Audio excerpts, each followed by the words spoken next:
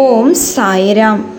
எனதருமை பிள்ளையே, உன் அன்புக்குரிய உன் துணை உன்னை தேடி நீயே கதி என்று உன்னை புரிந்து கொண்டு தான் செய்த குற்றங்களை சொல்லி மன்னிப்பு கேட்டு உன்னிடம் சரணடையும் நாள் இதோ வந்துவிட்டது.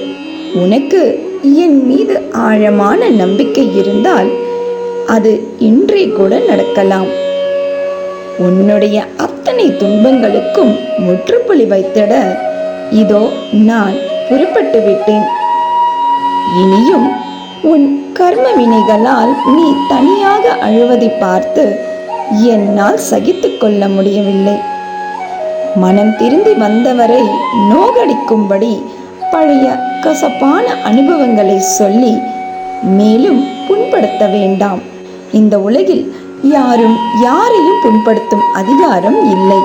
மேலும் உன் துணையிடம் நீ முழுமையாக அன்பு வைத்து நம்புவது வீண்.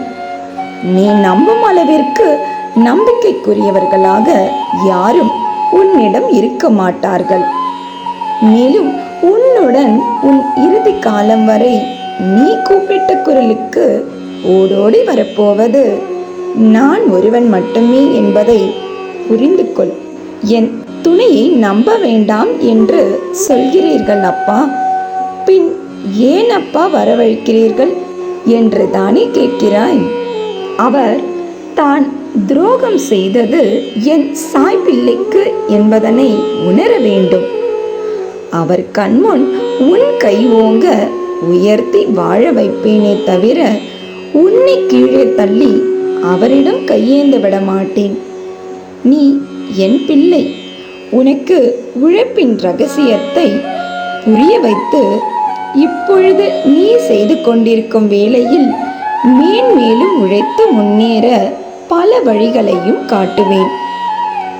பல வகையிலும் உனக்கு செல்வம் சேர்ந்திட ஏற்கனவே உன் வீட்டிற்கு ராஜ அம்சம் பொருந்திய ஒருவரை அனுப்பி வைத்துள்ளேன்.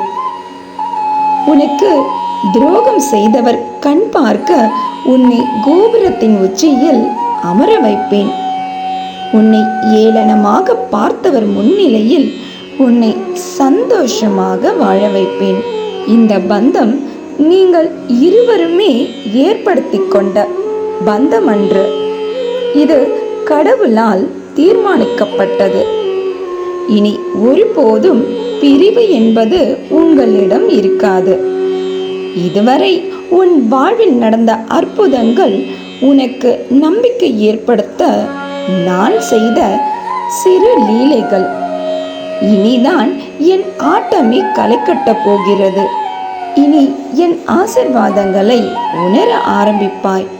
பழையனவெல்லாம் கழிந்து புதியன சேர்தல் போல இனி உன் வாழ்வில் எல்லாம் புதிதாக மாறப்போகிறது. வாழ்க்கையில் நிறைய சோதனைகளை அனுபவித்து விட்டாய். இனி சோதனைகள் எல்லாம் சாதனைகளாக மாறப்போகிறது. நீ எடுத்த முயற்சிகள் அனைத்தும் வெற்றிகரமாக மாறப்போகிறது.